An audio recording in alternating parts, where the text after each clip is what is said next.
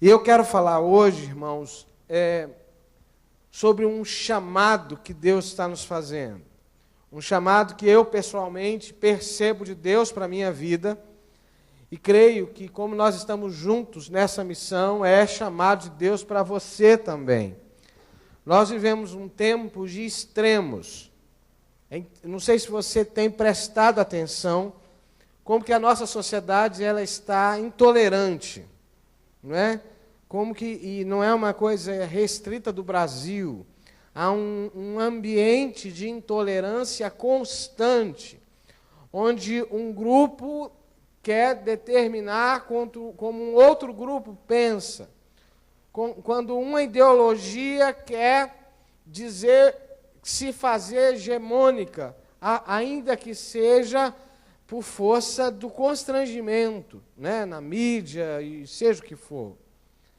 E os extremos, eles servem para muitos lados, né, e às vezes até para gente que prega o Evangelho, não de forma saudável, não é? No sentido que todo extremo que extrapola o respeito, não é, que extrapola o amor, a caridade, ele se torna ruim, enfermo. E o outro extremo que a gente vive, um extremo é esse, de imposição de ideias à força, seja por qual for o mecanismo. O outro extremo é da relativização absoluta de tudo. Tudo é permitido. Deseja-se instalar uma anarquia absoluta, onde não haja nenhuma escala de valores, onde não haja nenhuma escala de princípios, onde vale tudo, desde que eu tenha prazer. Se aquilo me provocar bem-estar, está valendo. Não importa a quem fere, não importa o custo que se tem disso. E numa época de extremos, irmãos, mais do que nunca se faz necessário que se levante um povo que tem clareza do seu chamado. Que se levante um povo que seja corajoso para assumir a sua fé. Eu tenho para mim que nas próximas décadas o cristianismo vai crescer muito no Brasil, especialmente. Mas creio que junto com o crescimento da igreja crescerá também um nível de perseguição, um nível de resistência à igreja. Cada vez mais você será confrontado se você de fato crê nessa fé que você confessa. Cada vez menos o cristianismo vai ser uma fé de conveniência, sabe?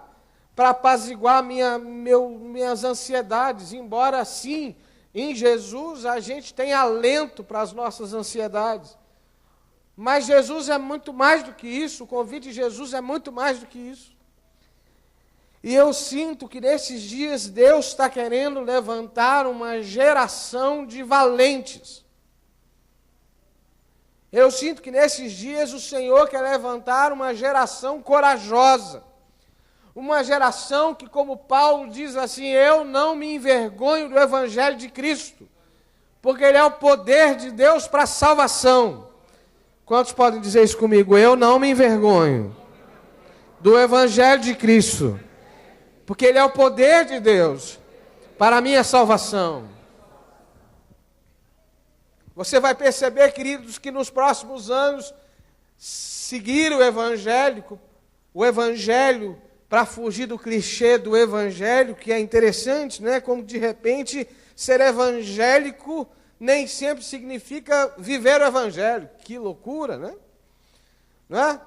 Mas nós vamos chegar em momentos em que cada vez menos será moda seguir o Evangelho e cada vez mais se buscará um povo que vive o Evangelho de forma genuína, plena.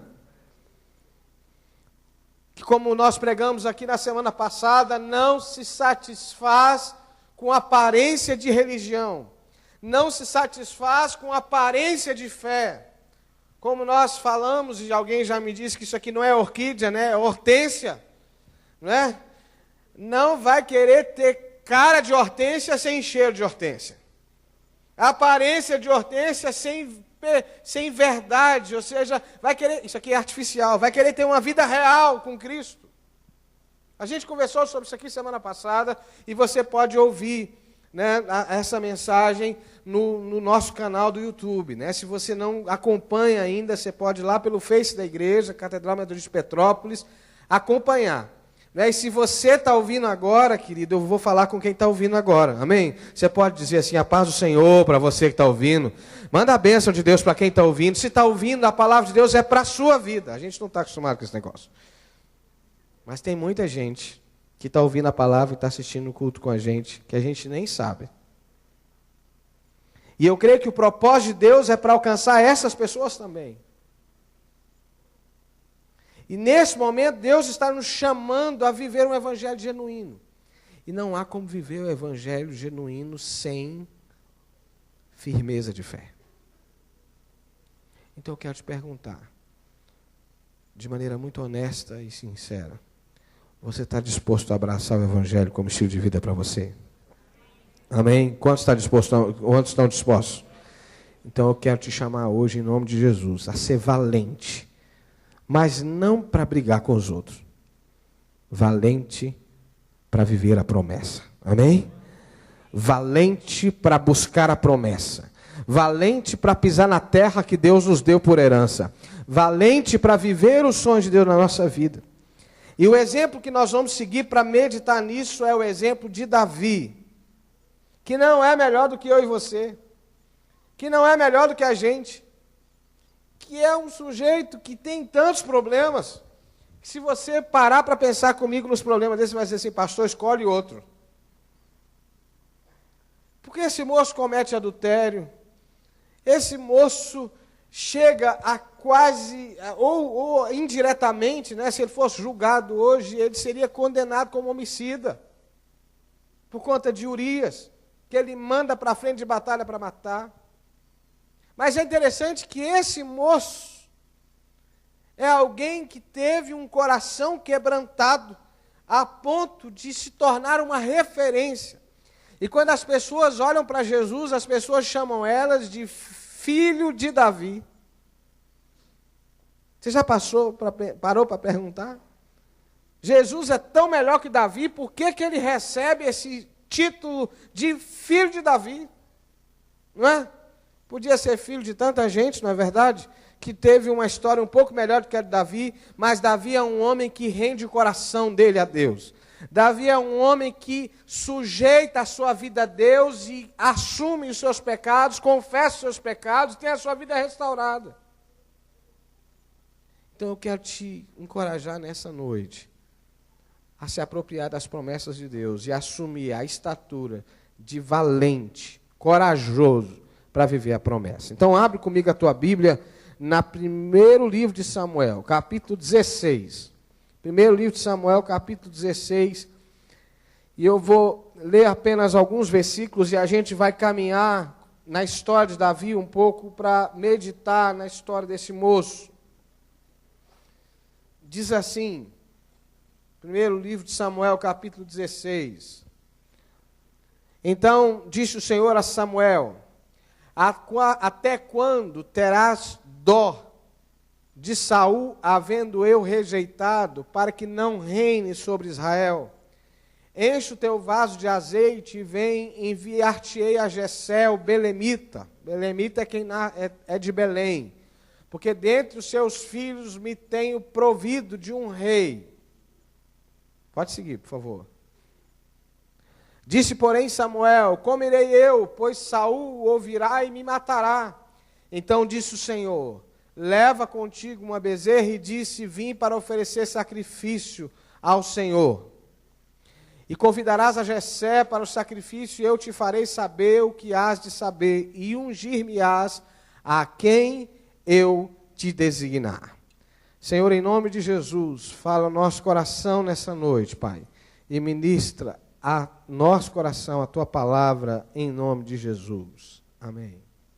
A primeira coisa, queridos, que eu quero falar com vocês já direto é que para ser valente nas promessas, ou seja, para viver a plenitude do que Deus tem para nós, para assumir o evangelho de forma íntegra, para viver as promessas de Deus, eu preciso me dar conta que valentes nas promessas não se fazem grandes. É Deus quem os levanta. Se você quer viver uma vida plena, se você quer viver uma vida onde os planos de Deus se realizem, você precisa permitir que Jesus seja Senhor da tua vida e deixar que Ele te levante. Deixar que Ele te estabeleça, que Ele te coloque nos lugares que Ele sonhou para você. Você não deve querer ir a lugar nenhum que Deus não tenha conquistado para você. Amém, irmãos? Não vá a lugar nenhum que Deus não tenha conquistado a você. Não procure promoção nenhuma que Deus não queira dar a você. Não queira ocupar espaço que não é de Deus para a sua vida. E saiba que se você se alinhar com os propósitos de Deus, Deus certamente te levantará como referência, porque Ele busca homens e mulheres que sejam adoradores em espírito e em verdade. É interessante que Deus começa dando uma palavra muito direta para Samuel, que é o profeta da época, um homem que representava Deus diante do povo, diz assim: Samuel, até quando você vai ficar com dó de Saul? Até quando você vai tolerar Saul, quando eu já tirei a minha mão de sobre ele? Preste atenção no que eu vou dizer para você, querido. O livro de Abraão, o livro de Salmos, o livro de Jó, o livro de Provérbios, é, na verdade, um grande debate sobre por que o ímpio prospera e o justo passa necessidade. Às vezes, quando a gente vê uma pessoa má no seu caminho, prosperar no seu caminho, às vezes a gente se pergunta assim: meu Deus, mas por que isso acontece? Por que uma pessoa que não é justa prospera e eu estou aqui lutando com dificuldade, pagando meus impostos, fazendo minha vida, sendo correto, estou com tanta dificuldade? Eu quero te dizer o que os Salmos dizem tantas vezes: isso não acabará bem. A gente viveu no Brasil um cenário de corrupção onde a gente dizia: tudo termina em... Não é? E de repente, não é de agora, de uns 20 anos para cá, você começa a ter situações que estavam escondidas sendo trazidas em evidência. Não é? Não precisa falar do que acontece hoje, mas quem não lembra de um ministro da República fazendo um acordo para poder expor um candidato, né? E que isso fica claro para todo mundo? Não sei se vocês se lembram disso, né? É veiculado em rede nacional. O mal, irmão, não recebe a bênção de Deus. Uma vida desalinhada com Deus, uma hora ela vai desembocar nos frutos, porque toda semeadura frutifica. Toda semeadura frutifica. O que você planta, você colhe. O que eu planto, eu colho. E não dá para plantar chuchu e colher melancia. Você pode ter certeza, Deus não põe a mão dele sobre aquilo que ele não aprova. Prosperar segundo o homem é diferente de prosperar segundo Deus. É possível prosperar segundo Deus e ir para a cruz. Mas mesmo que eu vá para a cruz, eu tenho certeza que aqueles que com Cristo morreram, com Cristo também ressuscitarão. Amém, irmãos? Então eu tenho que ter clareza que eu não preciso me preocupar com quem prospera no mau caminho, porque Deus não faz aliança com isso. Então diga para mim, por favor, para o teu irmão, não se preocupa com quem é mau. Fala com ele, não se preocupa com quem é mau. Vive a tua vida, faça as suas escolhas, porque Deus vê o que se faz na luz e o que se faz em secreto. Deus vê o que você faz diante dos homens e o que você faz no lugar onde ninguém vê. E Deus não tem aliança com aquilo que o contradiz. O que Deus faz? Deus chama Samuel e diz assim: vai lá, Samuel, na casa de Jessé, lá em Belém. E muitos anos atrás tinha sido profetizado que da cidade de Belém nasceria o Messias, né? E lá, muitos anos depois, Jesus nasce em Belém. Pois é de Belém que Deus manda Samuel ir buscar o rei. E quando Samuel chega, ele olha para aquele tanto de gente, é uma família grande, o primeiro que chega é um moço assim, grande, alto, forte, assim, parecido com...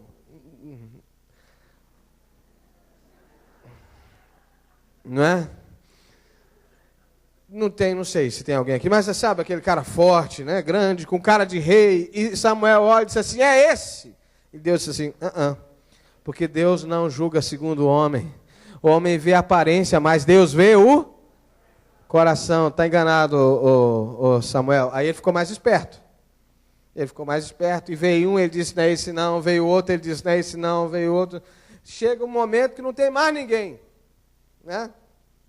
Tem uma música da Aline Barros, né, que eu ouvi muitas vezes, né, não quando eu era pequeno, mas dos meu pequeno, né, que não tem mais ninguém. E aí chegou mais um, até que ele disse, tem um baixinho. Não fala isso não, né? Tem o Davizinho que está cuidando de ovelha. Manda chamar ele. E ninguém achava que Davi tinha cara de rei. Mas Deus olhou para ele e disse, é esse. Pode ungir Samuel, porque eu estou levantando Davi como rei de Israel, rei de Judá. Se Deus resolver apontar para você, querido, ninguém pode mudar isso. Não importa quem você é, não importa da tua história, não importa. Se Deus apontar para você, é isso e acabou. E Deus vai realizar os planos dele na sua vida. Então desista de querer prosperar pelo caminho dos homens. Se você quer viver uma vida excelente, resolva prosperar debaixo da bênção poderosa de Deus. Valentes nas promessas são pessoas que prosperam porque Deus põe a mão sobre eles. Não são os mais habilidosos, não são os mais inteligentes, não são os mais articulados, não são os que falam melhor, nem muito menos necessariamente os mais bonitos. São aqueles sobre quem Deus impõe a mão e disse, eu te ungi, eu te escolhi, eu te designei, vai e vive a promessa que eu tenho para a sua vida. Sobre a mão de quem você está, querido? Quem é que põe a mão sobre a tua cabeça? Quem é que aprova as tuas atitudes? Quais as motivações que te conduzem? Quais os sentimentos que te impelem? Invariavelmente, as pessoas que são chamadas por Deus para posições estratégicas têm normalmente uma visão de que elas não são dignas daquilo, que elas não podem, elas têm a consciência de que elas não podem. Mas Deus diz assim, eu te chamei, eu te capacitei, eu te ungi, vai, porque não é você, não é a tua força, é a mão de Deus sobre a tua vida. Então, querido, quando você tiver clareza que Deus está pondo a mão sobre a tua cabeça, quando você tiver clareza que Deus te elegeu para uma coisa, você não precisa de postulação humana, você precisa de obediência, de humildade, de quebrantamento, porque quem Deus levanta, o homem não pode abater. E às vezes a gente ouve essa mensagem e isso parece que a gente está falando de coisas extraordinárias. É sim de coisa extraordinária, mas é de coisa simples. Por exemplo, se Deus te levantou como mãe, querida, creia que a mão do Senhor está sobre a sua vida. E se Ele te ungiu para ser mãe, Ele vai te capacitar para ser mãe. E você vai gerar filhos abençoados em nome de Jesus. Se Deus te ungiu para ser pai, você vai ser um pai excelente. Você vai ser um pai extraordinário. Se Deus te ungiu para ser marido, esposa, mestre, aluno. Talvez a unção de Deus agora é para você sentar na cadeira e ouvir. Já pensou que unção? Senta aí e recebe. Olha que unção é essa. Né? Vai ser tratado. Não é? Vai lá para a ilha de Patmos, fica lá. Querido, se é Deus que mandou, Olha, querido, se Deus está pondo a mão, certamente há um propósito, porque Deus não faz nada por acaso, Deus não faz nada ao léu, Deus tem sempre um propósito para a nossa vida. Mas não queira estar fora da bênção de Deus. Porque estar num lugar onde Deus não abençoou é procurar um lugar de morte. É interessante que Saul tinha sido ungido por Deus. Saul, quando foi chamado e ungido rei, Saul estava entre os jovens da sua idade, profetizando no meio da rua, cheio do Espírito. Mas Saul esqueceu que o que tinha feito ele rei era a unção do Senhor. E zomba do sacrifício. Zomba da unção de Deus na vida dele. E perde essa unção. Porque a unção não é minha. É de Deus. A bênção não é minha. É de Deus. A família não é minha. É de Deus. A vida não é minha. É de Deus. E, portanto, ou eu me conecto com a fonte da vida, ou eu vou perder essa bênção, que é uma vida cheia da plenitude de Deus. A segunda coisa, eu preciso avançar com você, é que Deus honra aquele sobre quem Ele estendeu a mão para ungir. E é muito sério isso. Se você escolher viver debaixo da bênção de Deus, você pode ficar tranquilo que Deus vai te honrar. Mesmo que essa honra fique entre Ele e você. E sabe o que é uma honra entre você e Deus? Sabe o que é isso? É uma paz inconfundível, que a afirmação humana nenhuma pode dar. Essa honra é a honra que Jeremias recebeu, por exemplo, de não ter ninguém que o respaldasse, mas ele tinha paz, que estava vivendo o propósito de Deus. Essa honra não tem preço. Ou seja, se você estiver debaixo da bênção de Deus, Deus vai te honrar, ainda que essa honra fique só entre você e Ele. Mas Ele vai te honrar. E não confunda a honra de Deus com a honra dos homens. Porque as honras dos homens vêm de aplauso, vêm de afirmação, vêm de posição, vêm de status. Honra de Deus não é isso. Honra de Deus é você ter clareza que você está cumprindo o propósito que Deus chamou para você para viver. Honra de Deus é você ter firmeza de que você está obediente ao Senhor. E se você for levado para os céus hoje, o Senhor vai dizer, me mostra a tua mão. Você vai dizer, está aqui, Senhor, as minhas mãos estão diante do Senhor. E aqui estão as coisas que o Senhor me entregou para fazer. Deus honra aquele sobre quem Ele põe a mão. Deixa eu te dar alguns exemplos disso. Davi foi honrado primeiro ainda como pastor de ovelhas. Quando Deus o deu força no embate contra um urso e um leão. Ninguém sabia. Quando ele vai enfrentar Golias, ele fala para Saul, ô rei, eu tive que enfrentar um urso e um leão e o Senhor me deu vitória. Ninguém sabia. Mas Davi sabia que foi Deus que tinha dado a ele vitória contra o urso e o leão. Quem enfrenta urso e leão de vez em quando aqui? Hein? Você enfrenta? Hein? Tem gente que mata um leão por dia. Não é verdade? Tem gente aqui que encara um leão por dia. Então você no final do dia diz assim, Jesus, obrigado, porque o Senhor me deu vitória sobre o leão mais uma vez. Amém, irmãos? Ninguém sabe, mas você sabe que foi Deus que te deu vitória. Não é verdade? Não é, irmãos? Você respira e diz assim, graças a Deus, porque Deus me deu vitória. Mas olha de novo, quando o povo de Judá é desafiado por Golias. Todo mundo conhece essa história. O incircunciso do Golias zomba de todo mundo. E diz assim, olha, se a gente vencer, a gente governa sobre vocês. Se vocês vencerem, vocês governam sobre nós. E Davi chega lá cheio de unção, não de marra, de unção. Ele diz assim, quem é esse incircunciso que está zombando do povo de Deus aí? E ele diz, é um gigante, é Golias, é um poderoso, um perito em batalhas. E o que vocês estão fazendo aí, que vocês não fizeram nada ainda, estão deixando esse moço falar do nosso Deus assim? E aí está todo mundo com medo, né? E aí Saul empresta a armadura. Mas fala com teu irmão assim, você só precisa da armadura, fala com ele, que Deus te der. Não queira a armadura dos outros, não. Vai te atrapalhar tudo. Vai te atrapalhar tudo. A armadura que Deus te der é suficiente, irmão. E no caso de Davi, era um coração apaixonado e uma funda. Como se fosse um estilingue. Não é? E Deus honra ele perante Golias. Você não precisa ficar preocupado se o outro vem com um tanque de guerra e você só tem uma pedrinha na mão. Se a pedra na mão for a armadura que Deus te der, querido, vai nessa tua força que Deus vai te honrar. Amém, irmãos? Vai nessa tua força. O que importa é o que Deus te deu.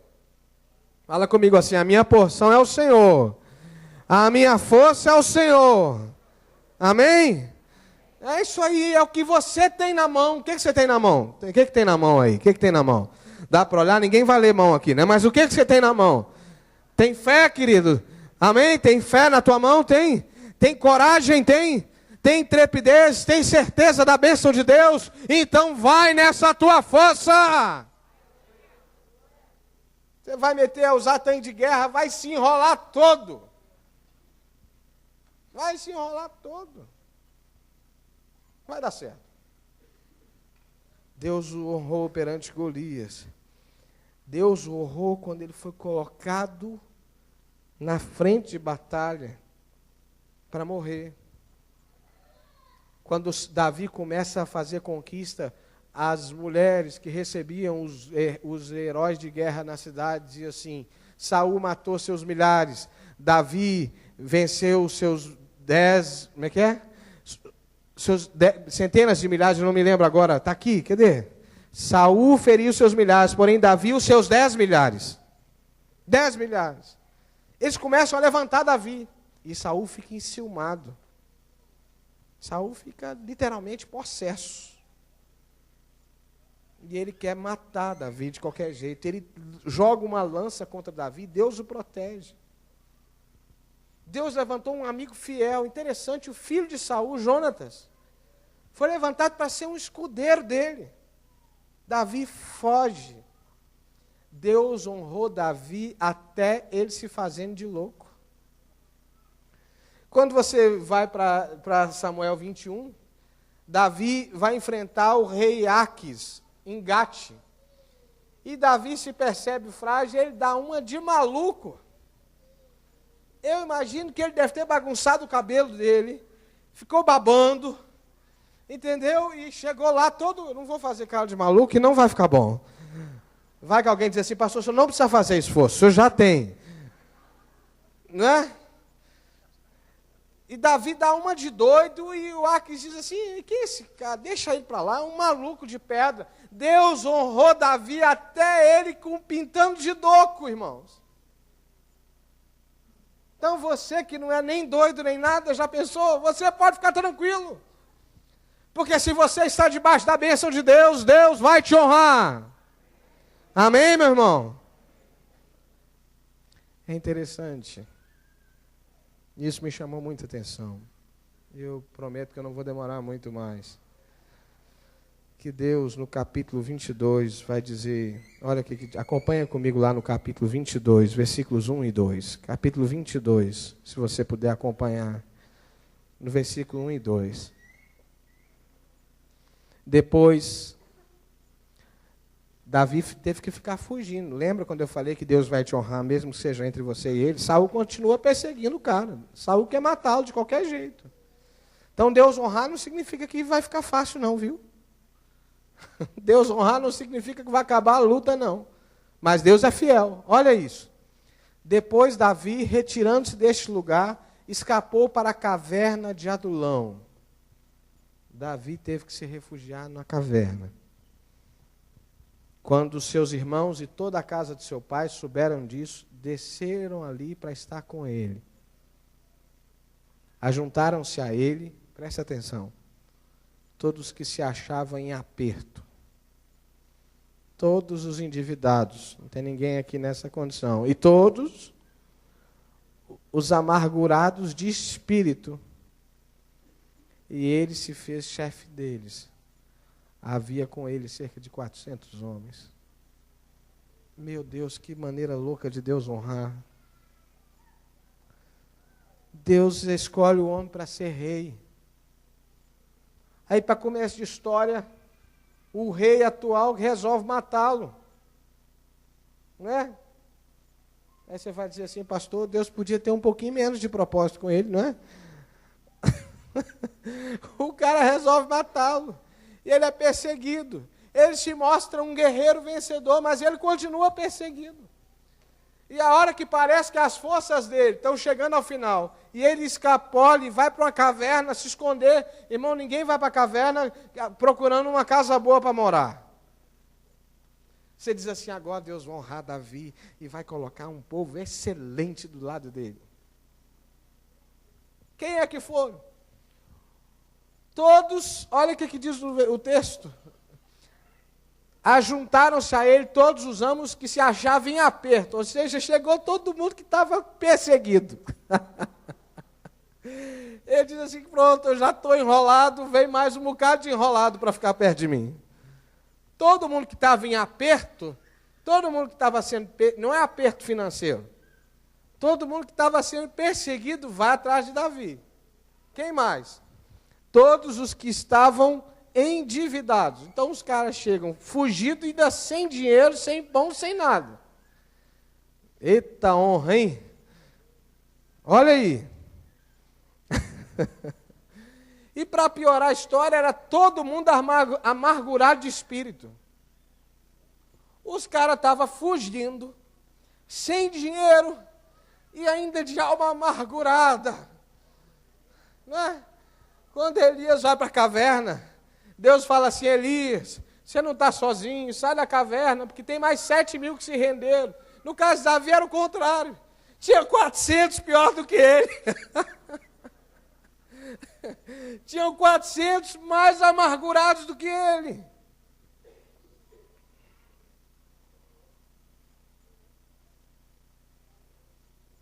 Mas olha como Deus honra. Deus, diz o texto, o fez chefe deles. Deus vai te honrar, colocando pessoas perto de você, que talvez você não escolheria para andar com você. Mas você vai perceber que Deus está te levantando como referência perto desses. Porque se você conseguir ser instrumento de transformação na vida dessas pessoas que estão perto de você, não há ninguém que te segure. Não há ninguém que te segure. Que maneira diferente de Deus honrar, não é? Presta atenção no que eu vou dizer a você. Às vezes Deus permite que algumas coisas aconteçam na tua vida e na minha vida para nos treinar. Para nos treinar para um propósito maior que Ele ainda deseja realizar na nossa vida.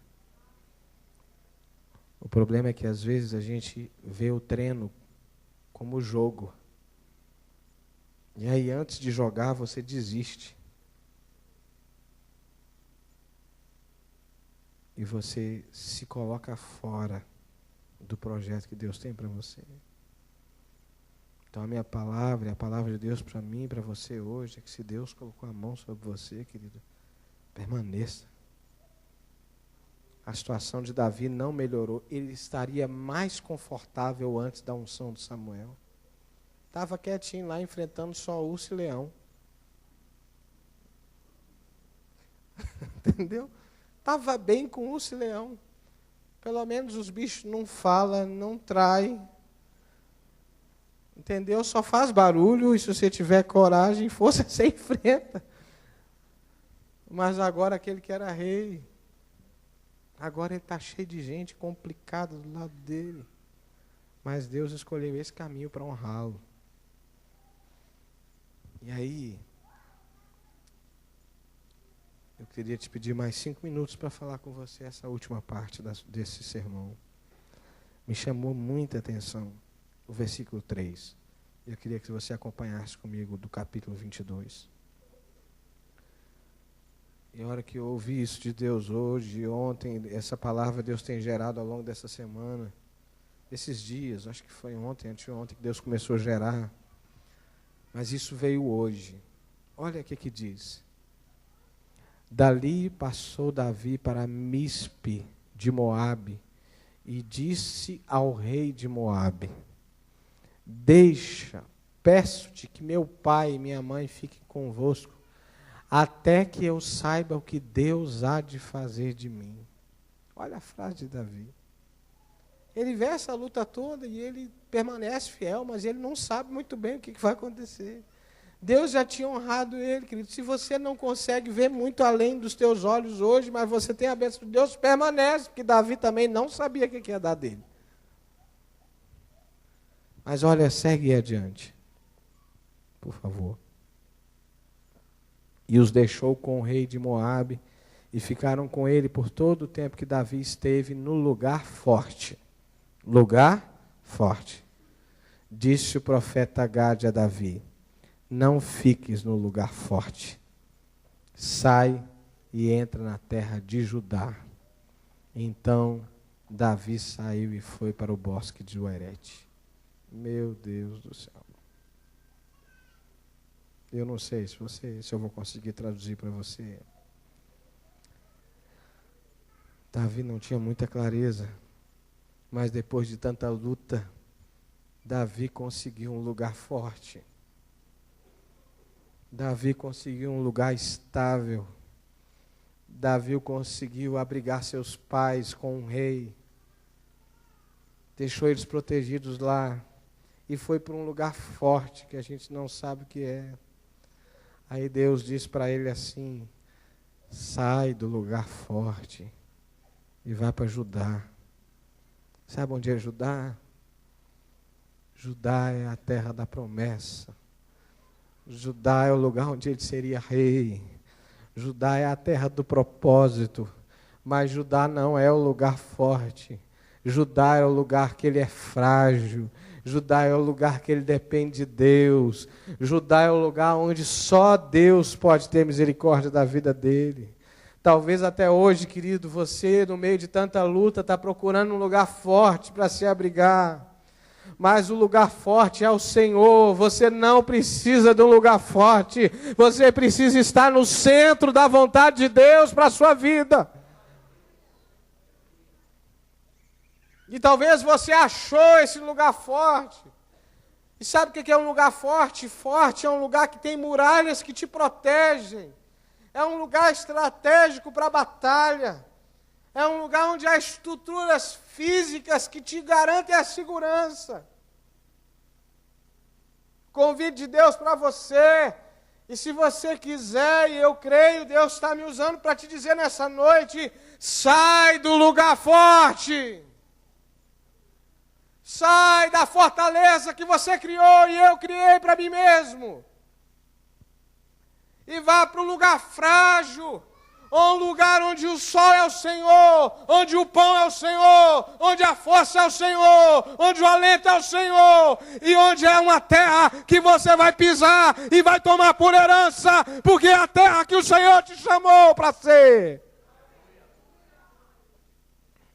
Deus está querendo levantar uma geração de valentes. Eles não têm cara de valentes, eles não têm história de valentes, mas Deus resolveu os levantar como valentes, não na sua força, não no lugar forte, mas valentes na sua fragilidade, valentes na sua incompetência, valentes na sua inabilidade, valentes na sua fé, valentes na sua perseverança, valente na certeza que aquele que começou a boa obra é fiel para completar.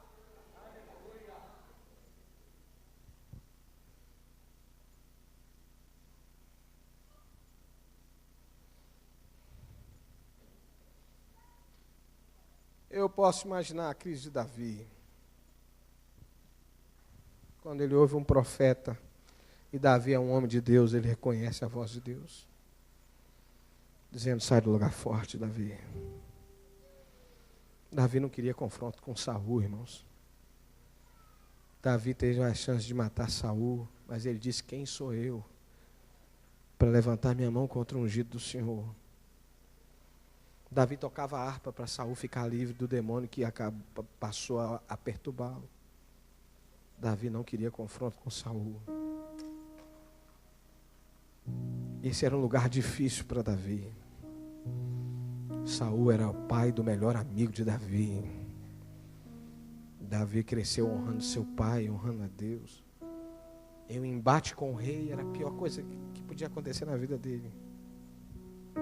O lugar frágil para Davi não era um lugar de perigo. O lugar frágil para Davi era um lugar que ele não podia usar da força que ele tinha para combater o leão e o urso. Entendeu? Davi tinha força para vencer Saul. Ele tinha força. Mas ele não podia usar dessa força. Davi só tinha uma opção: estar sob o perigo constante, não poder lutar com as armas que ele estava acostumado a lutar, e esperar que Deus o honrasse. Meu Deus, como é difícil isso. Lutar com as armas que a gente conhece é fácil. Pelejar uma batalha que a gente já está acostumado não é difícil. Difícil é quando Deus diz assim: vai por um outro caminho, meu filho. Vai pelo caminho que eu vou te mostrar. E eu vou te honrar. Deus está te chamando para ser valente. Na promessa. Na fé. Eu quero te convidar a ficar em pé.